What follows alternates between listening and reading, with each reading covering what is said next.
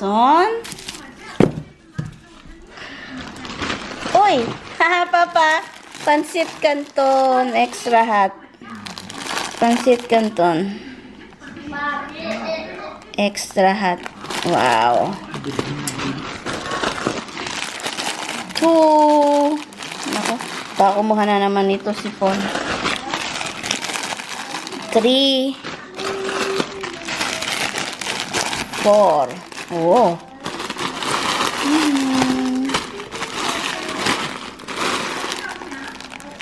And then, meron tayo dito.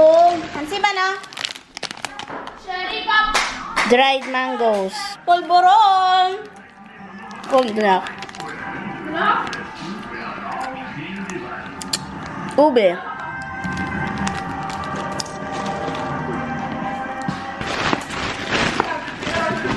Ay, 5. 5.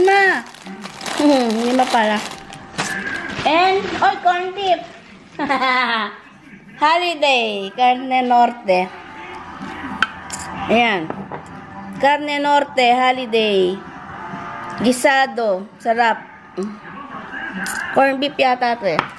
And, ito. Spicy hot beef loaf. Nam-nam. Sarap pa.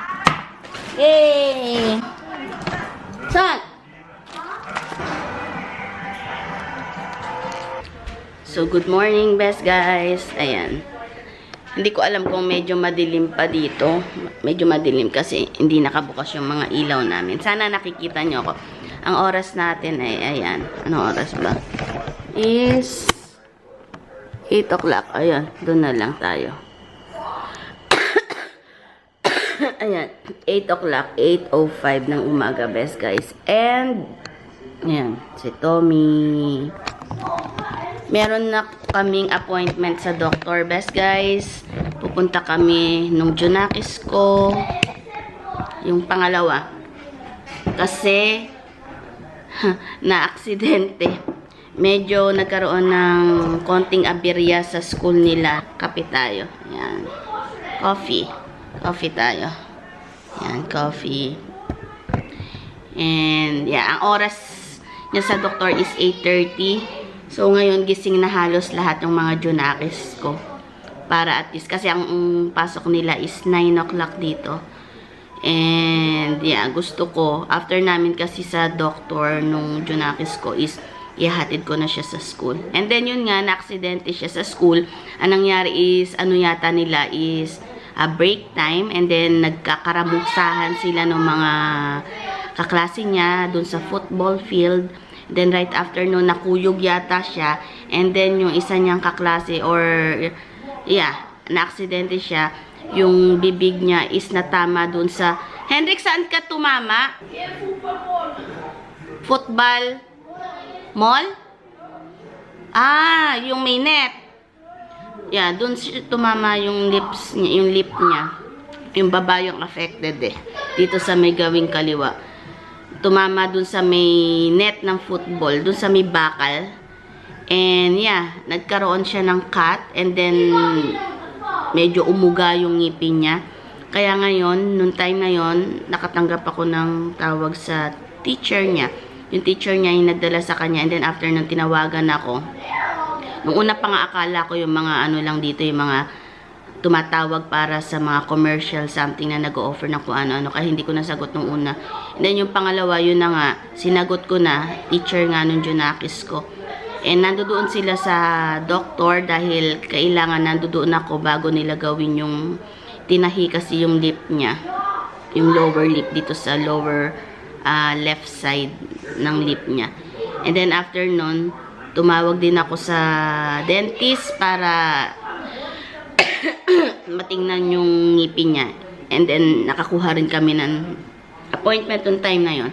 Kaya, today, pupunta kami sa doktor para tanggalin yung tahi niya. Nakakatawa nga kasi kagabi pa lang natanggal na halos lahat yung tahi. Kasi 1 week yung hihintayin eh.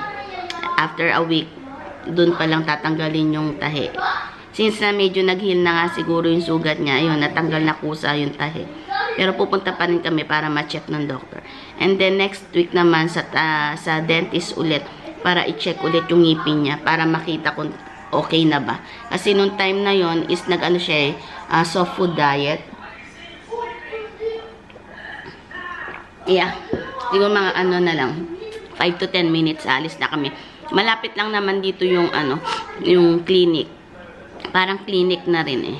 Kasi nandito nga kami sa province, diba? Dito sa part ng Norway. So, pag nilakad mo, mga 10 to 15 minutes, or pag mabagal ka, 20 minutes. Pero pag drive mo, mga 5 minutes lang. Or 10-minute drive, ganon. So, yeah, yun lang best guys. Yun lang yung ganap sa amin. And then si Habi pumasok na. At maaga siya pumasok kanina. Wala pa yata 7 pumasok na. At mga junakis ko gising na rin. So, okay na. Nagluto lang ako ng ang tawag dito. Yan. Fry lang ako ng chicken fillet. And then may sauce. Then nilagyan ko ng broccoli. Yan yung kakainin ng mga junakis ko. Ayun na si Habi. Tingnan natin. Narinig ko na. Tingnan natin si Habi. May tumutunog. Hi, hi. Hello. Papa. Ha? Basura? Basura. Oo. Ay, mga basura. Mami, tatanong ko sa mga mata. Ayan. Yan, galing siya sa city. Nagpa-renew ng passport. Ilang weeks daw? Ilang weeks yung passport bago maayos? Ha? Hindi mo tinanong? Ano? Galing naman. Ay, nako. Ang galing naman, di nagtanong ko ilang months o ilang weeks. Wow! Ito, may dala si Habi. Ito yung passport niya. Ganito yung passport namin, best guys. Ganyan. Pag, old na yung passport mo, papalitan na, hindi na gagamitin yan. Puputulin nila yan, best guys. Ikakat nila yan. Yan. Kinakat. Yan, never mo nang magagamit yung old passport mo. And then, yan, pumili si Habi ng, nam-nam, donut. Ganito yung donut dito. Wala rito yung mga Dunkin' Donut. Ayan, bumili siya ng donut. Malamig pa. 6. 1, 2, 3, 4, 5. May kakainin yung mga junakis namin. Oy, and then, bumili si Habi ng, tawag dito, biscuit. Yan, ilan yan? 1, 2, 3. Yan, ang daan. Para siyang slushy. Yan.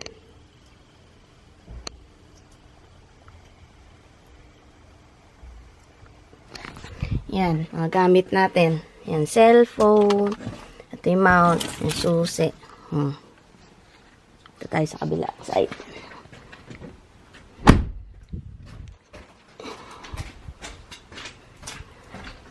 Oh, yan.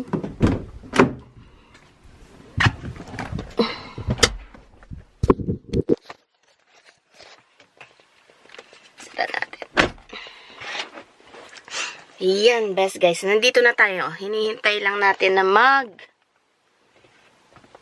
3 o'clock. In the meantime, iset up muna natin yung camera. I mean yung mount. Ayusin muna natin. And, tingnan natin. I-set up. Madilim ba? Madilim ba kayo, best guys? Ayan, may ilaw. I-set up natin. Ewan ko lang, baka maka-istorbo to sa pagdadrive ko. Ayan, kahapon nung nakaraan, ang hirap-hirap nitong iangat. Ngayon, okay naman. Tingnan natin. Sana okay siya, no? Hindi ko lang alam. Bahala na. Tingnan natin. Ayun. Tapos, nakikita nyo ba, best guys? Ayun. Nakikita nyo ba ito? Ayun. Ilalagay ko kayo. Mamaya na lang, best guys. Kain tayo, best guys. Ayan na yung bangus na may palaman. Yan, sibuyas, kamatis. Yan. Ito na lang natira. Kinain na ng mga junakis ko. Yan. Hindi siya yung parang talagang lechon kawali. Nilagyan ko rin siya ng cornstarch. Yan. Yan. Hindi pa luto ito. Yan. Ito na yung tilapia. Yan. Nalalagyan ni Habi ng gata mamaya. Lalagyan ng gata. Ayan. Coco's milk. Gata. Ayan. Luto na ang ating ayan. Tilapia. Ginataang tilapia. Nam-nam. Mamimili tayo best guys. Ito pa rin ang suot ko kasi ito pa rin ngayon. Gabi na. Ano na? 7 o'clock na. So, yeah. Mamimili muna tayo. Si Habi lang naman ang bababa. Ako, maghintay lang ako sa sasakyan. So, yeah. Tara!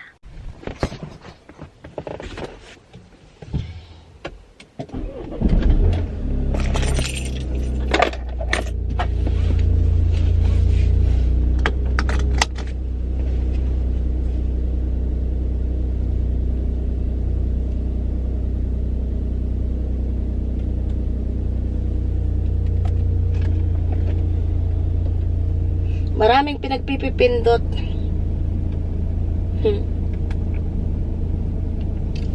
Wala muna tayong music. Dahil makaka-copyright.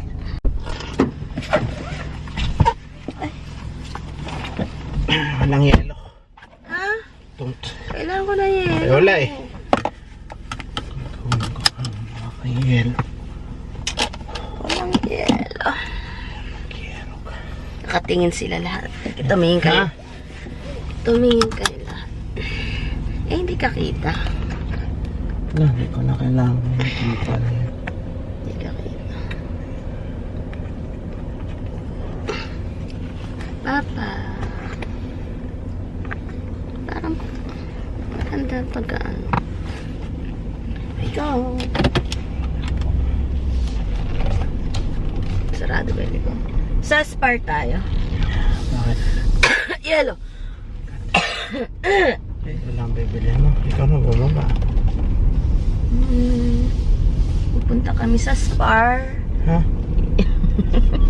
Ay, pumunta ka. Eh, kailangan natin yelo. Eh, nga, kailangan mo. Magiging paling kaya to pag ganyan. Kasi, mas ano ka eh, hindi tayo pantay, ano?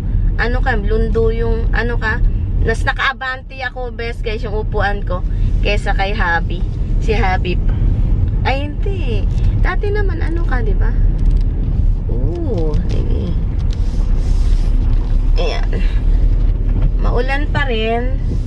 Iniharap ko na yung camera sa amin, best guys. Kasi, hindi pala pwede. Nahirapan ako. Parang hindi pwede itong camera na to na yung mount na while driving, isi-shift ko siya from front tapos sa amin. Ibig ko sabihin sa daan at saka yung sa akin, best guys.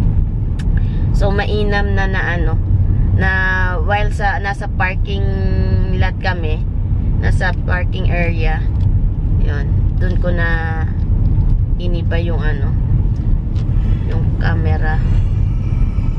Yun. And, pauwi naman kami na. Ayan.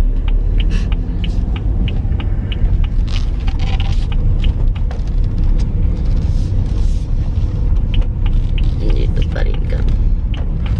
So,